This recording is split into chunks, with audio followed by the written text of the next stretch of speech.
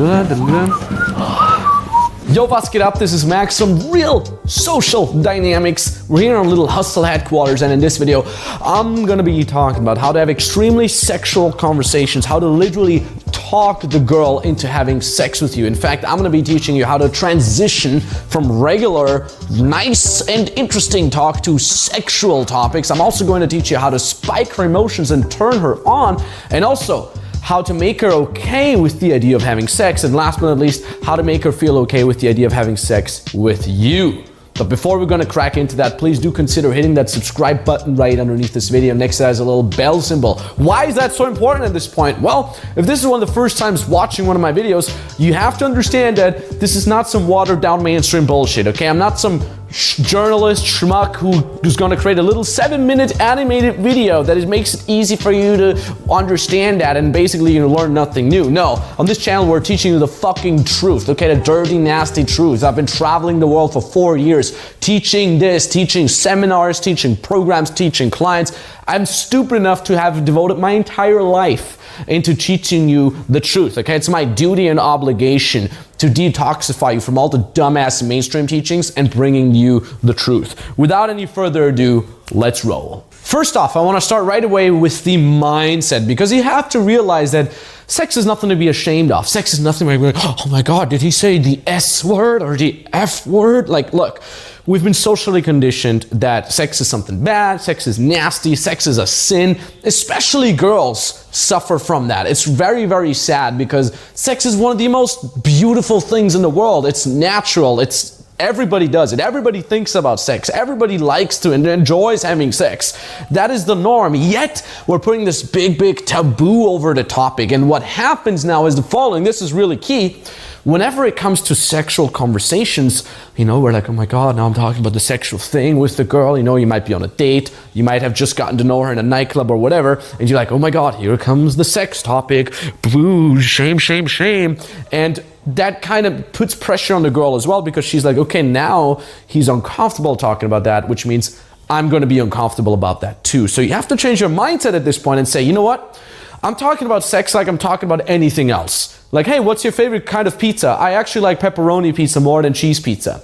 Hey, what's your favorite position? I actually like doggy style much more because I can see the beautiful ass of the girl in front of me, and as my pelvis pumps inside her, you see that, like, my voice is not changing. I'm not gonna start looking around. I'm all ashamed about that. Now, when you're in a date situation or in a getting to know situation with the girl, and you can talk about sex, sexual preferences, sexual experiences as openly as you're talking about your favorite kind of pizza, what you're doing now, it's a dumb example, but I hope you get the gist. What you're doing now is you're communicating subcommunicatively to the girl, hey, sex is natural, sex is beautiful, sex is nothing to be ashamed of, because women are very, very good at gauging the vibe of a conversation. So when your vibe is like, there's nothing wrong with that, I'm totally cool about that, she's gonna be like, okay, apparently it's totally fine to talk about sex with this guy.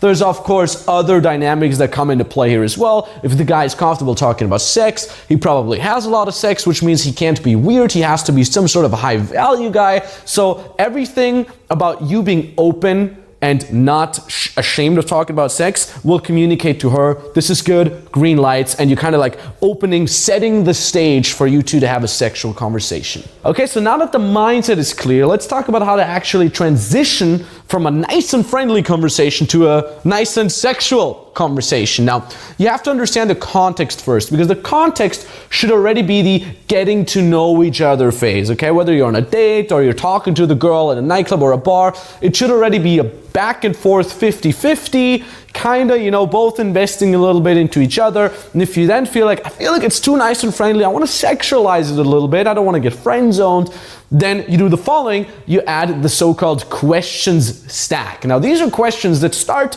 more or less harmless, very innocent, and then they become more and more sexual, and there's a lot of tangents that you can then strive off in order to make the conversation more sexual. Now, the question stack starts in the following way. You basically say, when was the last time you had a boyfriend? That already kind of shifts her mind from like, oh, okay, so now we're talking about that. Now we're talking to something that is a little bit more man to woman. Whereas before you might have talked about the job or cats or some shit like that. You're like, when was the last time you had a boyfriend? She's like, oh, okay. Got it. Okay, so man to woman. Now I understand. Remember, women get a lot from the vibe, okay? Now after that, when was the last time you had a boyfriend? She will ask you probably when was the last time you had a girlfriend. You can kind of riff on that. The next question that you can ask is like, when was the last time you had a kiss? Okay, when was the last time you had a very passionate kiss with somebody? You can kind of riff on that. Then it becomes more sexual. Well, when was the last time you had sex?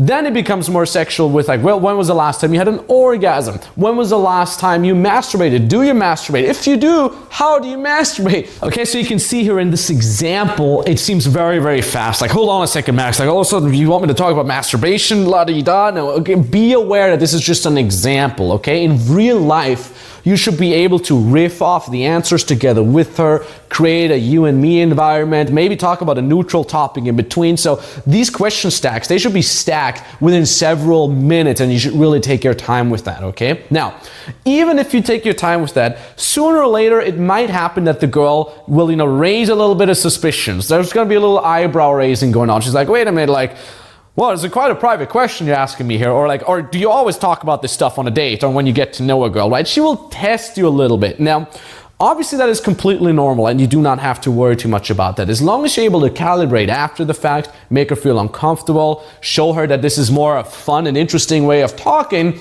the more you can do that, the better. Now, obviously, first of all, be aware of what we said in the mindset before. The more nonchalant and naturally you're speaking about these intimate topics, the more the girl will feel okay with it, okay? So instead of saying it like this, so when was the last time you had an orgasm? She'll be like, this is fucking weird, I don't want to answer you. But if you do it in a very nonchalant way, as you're sipping off your green tea, like, so when was the last time you had an orgasm? She'll be again like, well, he's so cool with talking about that. Well, I guess it's completely normal. Okay, so that's one thing that you can do. The second thing, if the general vibe of making it natural doesn't work that well, you can also verbally give her a statement of empathy. Okay, when you see her, raising an eyebrow, you can say shit like, oh, look, I totally understand. It's a little uncomfortable, but don't worry, I don't judge. Okay, I'm not gonna judge you anything.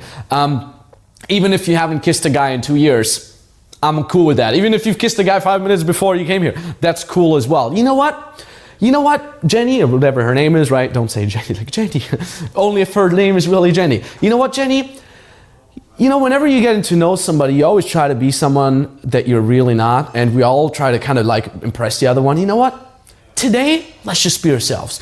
Let's have today not count. Let's have this today be this, or tonight, just this magical realm of non-judgment. Fuck it, let's just be honest and just be ourselves. I think that's a fun way to do it, don't you think? Obviously, she will always agree, like, yeah, being myself sounds great. Yeah, okay, cool. So many times the girl actually opens up with that. Now, on top of that, you don't have to go through the entire stack. You don't have to make it dirty and dirtier. Usually it's already enough when you're talking about like, when was the last time you had a boyfriend? When was the last time you kissed a guy? That already makes the conversation more man to woman. But of course, if the girl is okay with it, you can stack it up to crazy details. Like I've had girls like explain to me how they masturbate, what technique they're using. We've talked about squirting, like all kinds of crazy sexual preferences, and literally building from that, you can literally go home with her and try these things out that you've talked about. In fact, I would almost go as far as girls enjoy sexual topics. They love talking about sex.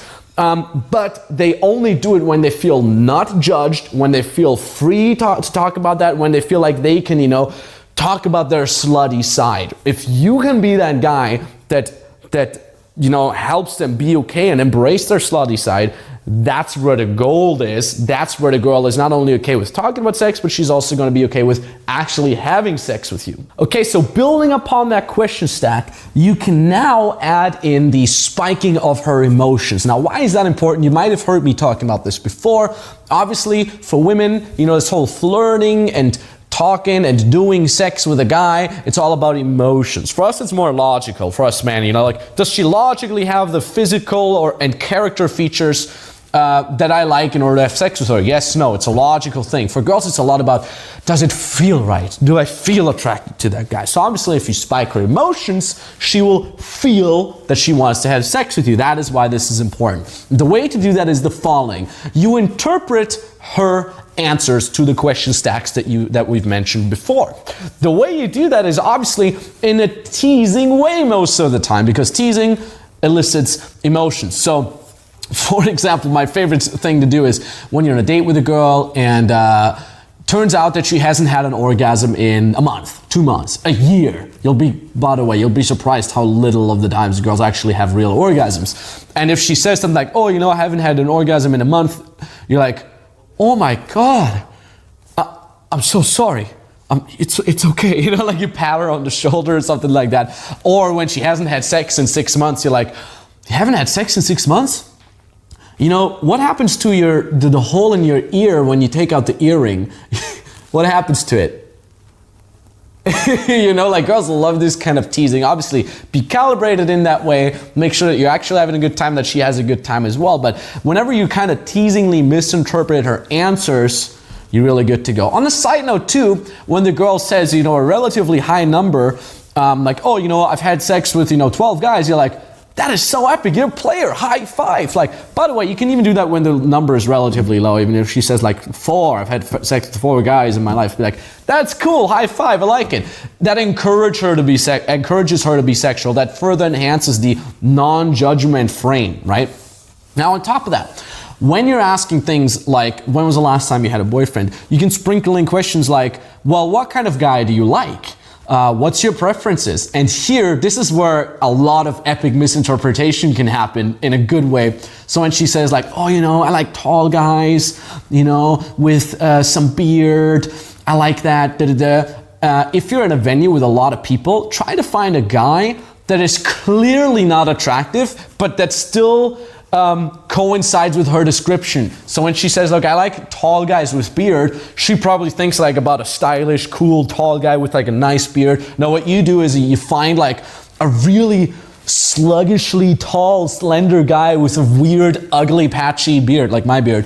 And then you're like, oh, like this guy? Like clearly a guy that is underneath her league. Now, when you're pointing out that guy, you're showing her basically like, hey girl, in my reality, you're in this guy's league, you're not above it. So you're kind of teasing her, you're kind of showing her that in my reality, you are actually a little lower value than you might think. And again, like you can tease her with that. Or when she says like, oh, like I like funny guys, you can be like, oh, I have a great friend, he's really fat and old, but he sure as hell is funny, I should set you up with him. And she's like, no, that's not what I meant. So again, you can see here, there's tons of room for you to misinterpret whatever she's saying, and every time you're teasing her in a little bit of way or you're high-fiving her, you're encouraging that sex is natural, sex is completely normal to talk. So you're encouraging her to talk more about that. And on top of that, you also spike in her emotions, which will make her feel more excited about having sex with you. Now, if you're doing a lot of things right, the girl will start asking you the same questions back. First off, that's a good sign. Secondly, the more she feels that you're a high-value male, the more she will ask you questions about, oh, how many women have you had sex with? Have you ever had a one-night stand, etc. Again, that's a good sign. Like the girl feels like, okay, this is a guy with options. He probably has a lot of girls. Side note, even if you don't have a lot of girls, if you do a couple things right, she will think that, which is very, very good. And when she asks you these type of questions, don't hammer in more how much abundance you have and how many hot girls you fuck. Instead, make it more relatable, okay? So imagine you're a guy who's, doing well with game already, you're getting a really good results, you've had a couple one-night stands, and she's like, well, how many girls have you had sex with? And you're proud of yourself. You're like, dude, 20 girls this year, it's feeling great, You can't say that to the girl, because all she will feel is like, okay, this is a fuck boy, I will just be a number for him, I will be used, blah, blah, blah, I won't feel good about that. I know, okay, I get it, you're proud of it. And you think it's a good opportunity for her to show how high of a value man you are, but it will actually just do the opposite, because it will seem like you're overcompensating. Instead, when she asks you back, answer truthfully, answer in a non-apologetic way, but still make it relatable, okay? So when she says like, how many girls have you had sex with? Don't say like, oh, you know, between 100 and 200, I'm the pimp. Say something more like, hey, I don't know. You know, I lost count, but for me it never mattered, because when I really like a girl, I really like her, you know? I like her story, I like her energy, I like who she is, I feel attracted to her. She's not some random number to me. So I seriously don't know how many girls I've had sex with, because it never mattered to me, you know? Now that is a high value answer. She gets it, she's like, yeah, this guy bangs a lot, high value. But he's relatable, he's not an asshole, he sees me for who I am, which is amazing. You get the rapport and the attraction at the same time. Or, which is also a very, very dangerous question where many guys fail, is like, have you ever had a one-night stand? On one hand, you have the beta male who's all apologetic about it, like, oh, it's all about love, you know? She's like, yeah, motherfucker, you're lying, I see it. Or on the other extreme, you have the PUA guy who's like, yeah, one-night stands all the time, I got game, motherfucker, check it out. Don't be that. Again, make it relatable, but be truthful. So, a proper answer there is something along the lines of, yeah, I've had one-night stands in my life, sure, you know, like you meet a great girl and you're really fascinated by her and she impresses you so much on the first date that you already want to have sex with you. Sure, I've encountered that, but it's not like I prefer one-night stands, because if I like a girl enough to have sex with her, then I want to see her again. And you know, you might call me old-fashioned, but I totally enjoy one-night stands, but usually I try to have that one night, you know, repeat it with the same kind of girl, because I end up liking her at least enough to see her on a more casual basis. You know, here you can see, my dear viewer, again, you're honest, but you're also relatable, and your answers can just increase attraction like crazy if you're managing to find that balance of being honest, being kind of fuckboy, high value, and at the same time building rapport and being cool about things. Now, a bonus thing that I want to mention here is when she asks you back in regards of, well, what kind of girls do you like? Talking more about teasing the girl, my favorite thing to do here is describe the exact opposite of her. Now, this helps, of course, especially when the girl is extremely attractive. If you're talking to a more like average girl that is like maximum cute, then you might push her away too much. But obviously that's not the goal. You're probably watching this channel because you only want to get to know really, really attractive girls. For those kind of girls, the following answer is perfect. So let's say in front of you is a beautiful blonde, blue-eyed northern beauty that is tall, you know? Now what you tell her is, oh, you know, I like girls from the South, you know, when they're like Latina, booty, like brown hair, brown eyes, dark hair. I love those kind of girls. I like them when they're petite too. Like, you mentioned that in front of you is this beautiful girl. She's like, what the fuck? Now, obviously, you can kind of find different extremes of doing that. You can say that you do like blonde girls, but you like when they're shorter, even though she's taller. So one characteristic she fulfills, one characteristic she doesn't. Obviously here, you have to calibrate, you have to make sure, okay, how far can I push it? How far should I push it? But just as a little bonus, she will ask you back what kind of girls you like. Know that you shouldn't make her feel a full compliance to your standards. That will make her a little bit in her head, and again, you can tease her, you can spike her emotions, etc. Okay, so now I've talked about how to transition into a more sexual topic, but on a side note, you can also go full on without transitioning into sexualization, and this is what we're talking about now. Okay, so we've talked a lot about how to smoothly transition from nice and friendly to a sexual conversation, but you don't have to do that. Now, obviously, smoothly transitioning will be a lot safer. You know, 99% of the time, you'll be totally fine with that. However, I did also want to mention here that sometimes if you don't transition at all and you kind of make a hard stop from talking about the weather to, do you like doggy style? Like, when was the last time you had anal sex? It can work, but this is a big disclaimer. It can only work when you're really, really advanced in game, when you understand the subtle dynamics of that, when you can see that the girl is super into you, even though on a verbal level you're just talking about something neutral. Only then you can use that. Again, it can be a little bit of a boost. It can be quite intriguing for the girl to be like, oh wow, this is so interesting. All of a sudden we're talking about the sex. This is so cool. It can help, but again, it can do a lot of damage too if you're not calibrated. But on a side note, if you're a more advanced guy and you're wondering like, what are you talking about transitioning, Max? I've never transitioned. I always just do it hard stuff. My girls love it. Be aware that it works, but only if you're very advanced and if you're very, very comfortable with that. Now, that being said, I do want to talk about storytelling as a tool to make her comfortable with the idea of having sex with you. Now, storytelling, you know by now, is a huge tool you can use for all kinds of stuff. But I love using it in order to make the girl on a date or in a nightclub situation comfortable with the idea of having sex with me. And the way I do it is I talk about my female friend who I have huge respect for because she likes to engage in casual sex with guys. So I randomly come up with a story like, oh, you know what? My friend Lisa, actually, she's such a crazy girl. Like, I love her. Huge respect for her. The other day, we were hanging out and she just kind of said like, oh, you know what? Today I want to pick up a guy. I want to pick up some hot, dumb guy. And today I want to have some crazy sex with that guy. And lo and behold, Lisa and me, we went out and an hour later she found a guy and he was this good looking stud and they had a good time and she took him home and she fucked the shit out of this guy. And you know what? When I hear these kind of things, like, all I can think about is how much respect I have for that woman, because here you have a woman who's empowered, who's strong, who's independent, who doesn't give a fuck what society tells her, because she could also be ashamed of the fact that she likes sex. But you know what?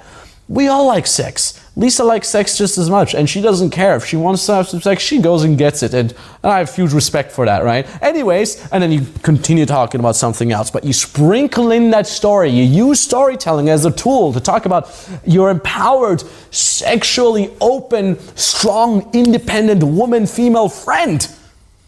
What does the girl that you're talking to think about now? She's like, oh, so if I end up having sex with that guy, he's not going to think I'm a slut. In fact, he's going to respect me even more. He's going to think I'm a strong, independent woman. Of course, I'm a strong, independent woman myself, of course. So I'm going to have sex with him to prove it. Obviously, that's a massively simplified version of what she's going to think. But again, you can use storytelling to make the girl feel comfortable with all kinds of stuff.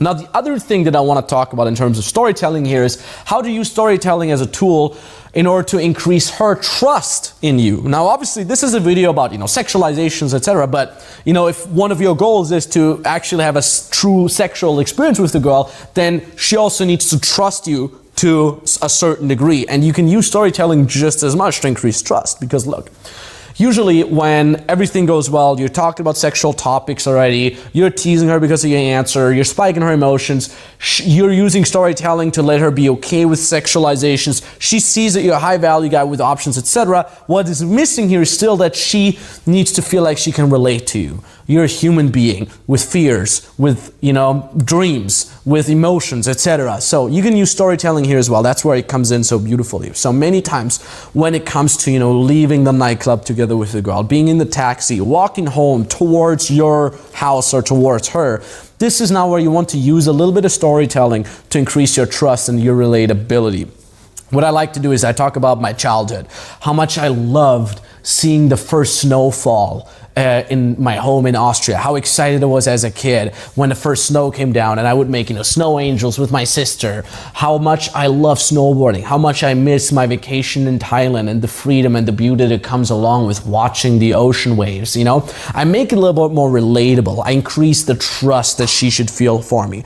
On top of that, if you feel like, yo, I'm so high value, she's kind of intimidated by that. You can talk about your flaws, about your fears. Like, you know what, sometimes I'm afraid that even though I'm trying my best, I'm still not good enough. Even though I'm trying my best, I'm not sure if I ever make it to fulfill my dreams. If you talk openly about these kind of things, you increase huge rapport with the girl and she can trust you even more. And as a little really easy rule that you can always follow is talk about your feelings.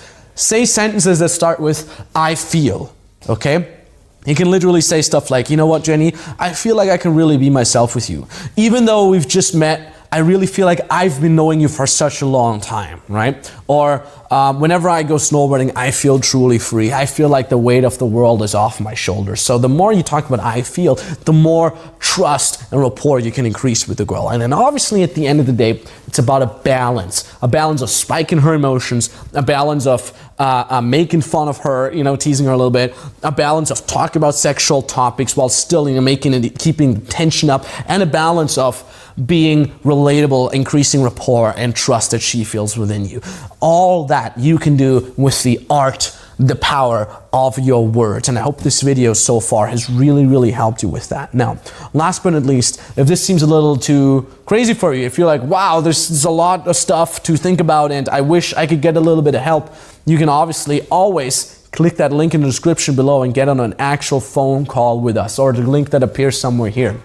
Now, this phone call is entirely for free. Even if we are calling internationally, it's entirely for free. This is your opportunity to go deeper. If you're ready to actually get real results with the actual women that you actually find interesting and attractive, not just some average girl that you get lucky with, but if you're ready to get real results, you want to work with a team of pros on that to really elevate your game to the next level, then you can jump on a call with us. You explain us your situation, we'll be asking you stuff, and we see if you're a good fit, how exactly we can help you, okay? If you're a good fit to join my mentoring program, we can actually learn on a one-on-one basis, that's great. But at the very least, if we say you're not a good fit for us, we can point you somewhere else, we'll help you out. But this is only for true action takers, not for dabblers, not for people who do little boys game, not for freeloaders. For anybody who takes this really seriously, you're sick and tired of mediocre results, you really want to step up, you want to get results like this. I want to share a couple screenshots of the last couple testimonials that we've gathered. If you want to have results like this, jump on a phone call, click that link. It will bring you to an application form. It takes 1 minute to fill that out, and then you get a free consulting call, and then we can see exactly how we can help you. This is my gift to you. I want to say thank you for putting me in this position where I can create all this epic content for you, where I can create a whole team, I can help out my clients. It really means a lot to me. And I really hope you can execute what we've been talking about in this wonderful video. Execute. Maybe talk soon on phone. And yeah, that's it. GG.